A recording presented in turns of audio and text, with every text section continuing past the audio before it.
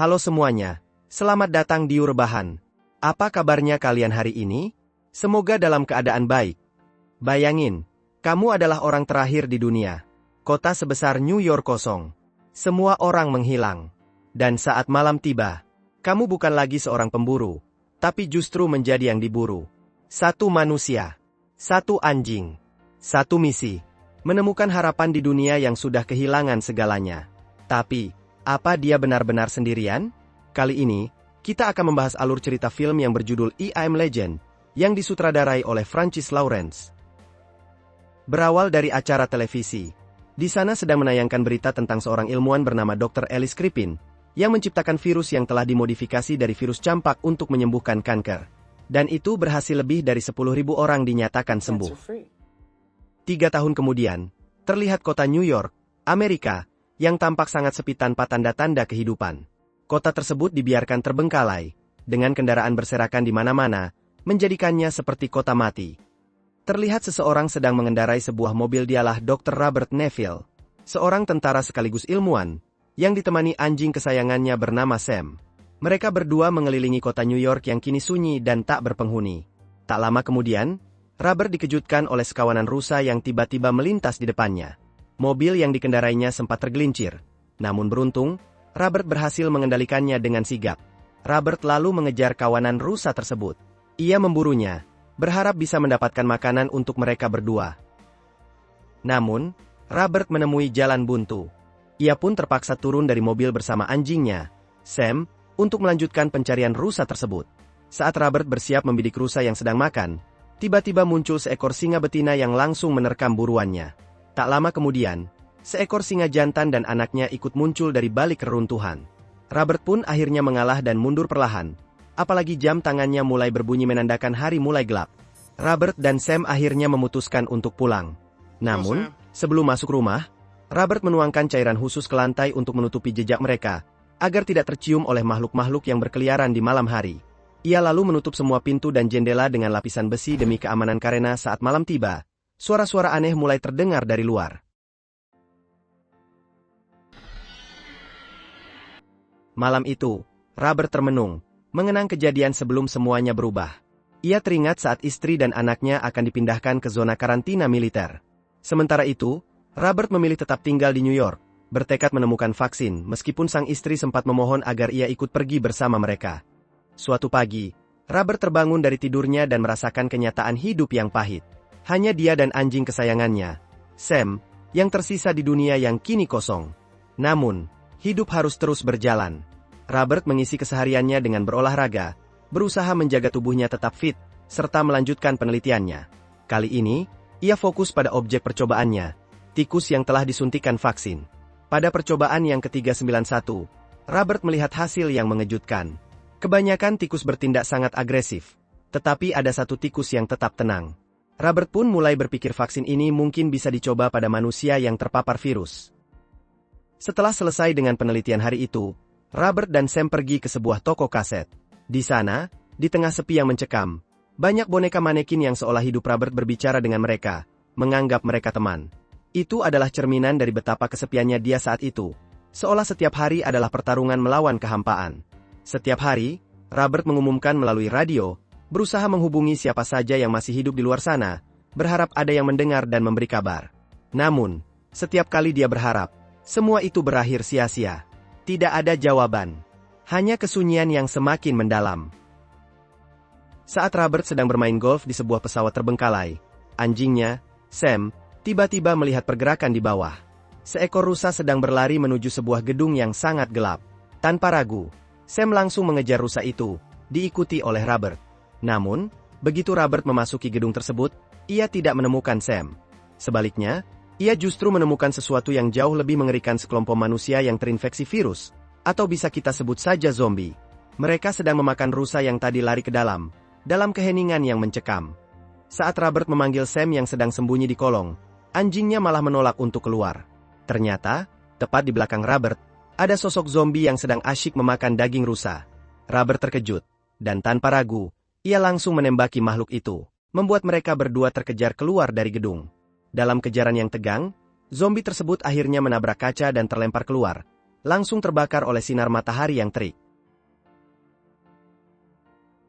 Robert cepat-cepat memasang sebuah perangkap, dengan darah manusia sebagai umpan, berharap para zombie akan mendekat. Tak lama, satu sosok zombie tertangkap dalam perangkapnya. Robert berniat membawanya pulang untuk dijadikan bahan percobaan. Namun, sebelum dia bisa melangkah lebih jauh, sebuah sosok zombie lain yang ada di dalam gedung, seolah tak terima, beralih ke ruangan penelitian. Terlihat Robert tengah melakukan percobaan pada subjek zombie perempuan yang berhasil ditangkapnya. Ia memperhatikan dengan seksama, dan di belakang pundak zombie itu, terlihat sebuah tato kupu-kupu yang mencolok. Dengan hati-hati, Robert mencoba menyuntikkan serum yang terbuat dari darahnya sendiri, darah yang kebal terhadap virus Kripin. Awalnya, pernapasan zombie itu perlahan menurun, memberikan sedikit harapan. Namun, tak lama kemudian, zombie tersebut mulai berontak dengan kekuatan yang tak terduga. Robert pun merasa kecewa, karena percobaannya pada manusia kembali gagal. Keputusasaan mulai merayap. Namun ia tahu bahwa ia harus terus mencoba, meski tak ada jaminan kesuksesan. Film beralih ke tempat karantina, di mana banyak orang, termasuk Robert, istrinya, dan anaknya, sedang menunggu untuk dipindahkan. Awalnya, istrinya terdeteksi terpapar virus, namun Robert, dengan penuh keyakinan, menekankan kepada anak buahnya untuk memeriksanya sekali lagi. Pada percobaan yang kedua, akhirnya hasilnya menunjukkan bahwa istrinya tidak terpapar virus. Robert merasa lega, namun situasi tetap tegang. Dengan perasaan berat, Robert mengantarkan istrinya dan anaknya menuju helikopter yang akan membawa mereka pergi. Saat berpisah, anaknya menatapnya dengan penuh harap dan berkata, "Ingat kupu-kupu, ayah." Anak itu kemudian memberikan Sam, anjing kesayangan Robert, untuk menemani ayahnya dalam kesendirian yang semakin mencekam. Namun, pagi itu, Robert harus bangun dari mimpi indahnya dan kembali menghadapi kesendiriannya, yang hanya ditemani oleh Sam. Frustrasi mulai menguasainya. Dalam keputusasaan, ia menembaki manekin-manekin di sekitarnya, seolah-olah mereka hidup dan nyata, melampiaskan semua kekesalannya. Namun, tak disangka, Robert terjerat dalam jebakannya sendiri. Ia terjatuh dan tergantung tak sadarkan diri, sementara waktu terus berjalan. Jam menunjukkan bahwa hari mulai gelap, dan Robert terbangun dengan kesadaran yang terlambat. Dengan usaha keras, Robert mencoba memotong tali yang menggantung tubuhnya. Namun, naas, begitu tali terputus, Robert jatuh terjerembab ke tanah, dan kakinya mengenai pisau yang ia gunakan. Rasa sakit yang luar biasa langsung menghantam, membuatnya hanya bisa meringis dan merintih kesakitan. Bersamaan dengan itu, sekumpulan zombie muncul, melepaskan 3 ekor anjing untuk menyerang Robert.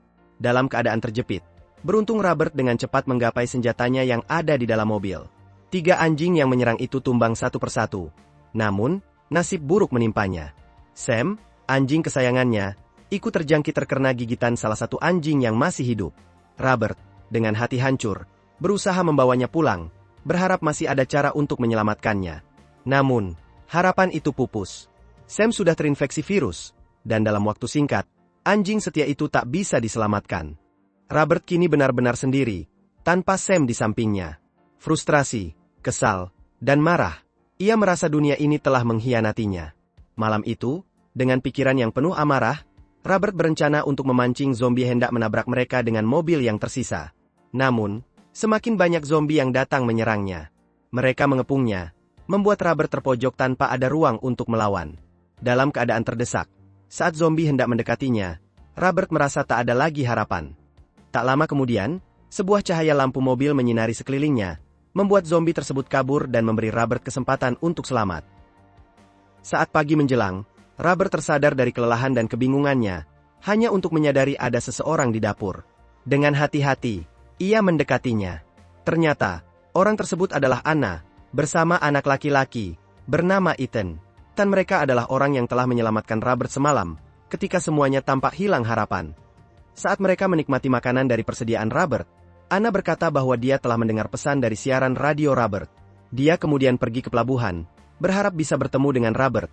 Namun sayangnya, Anna tidak menemukannya di sana. Anna kemudian mengungkapkan rencananya untuk pergi ke tempat yang diakini sebagai koloni yang selama terletak di pegunungan Vermont. Ia meyakini bahwa virus itu tidak bisa bertahan di suhu yang sangat dingin, dan di sana mungkin masih ada harapan. Namun, Robert, yang masih terperangkap dalam kesedihan dan keputusasaan, tidak percaya bahwa ada orang yang selamat. Semua usahanya selama ini tampak sia-sia baginya. Kepercayaan dirinya runtuh, dan emosi yang terkendali pun pecah. Ia marah, merasa bahwa semua harapan itu hanyalah ilusi. Pada malam hari, Robert melihat keluar jendela dan melihat banyak zombie mulai mendekati rumahnya, bersiap untuk menyerangnya. Namun, Robert telah mempersiapkan segalanya dengan memasang ranjau untuk melawan mereka. Dengan hati-hati, Robert naik ke lantai atas untuk memeriksa keberadaan Anna dan Ethan, memastikan mereka aman. Namun, tiba-tiba dari samping, sebuah sosok zombie menyerang Robert.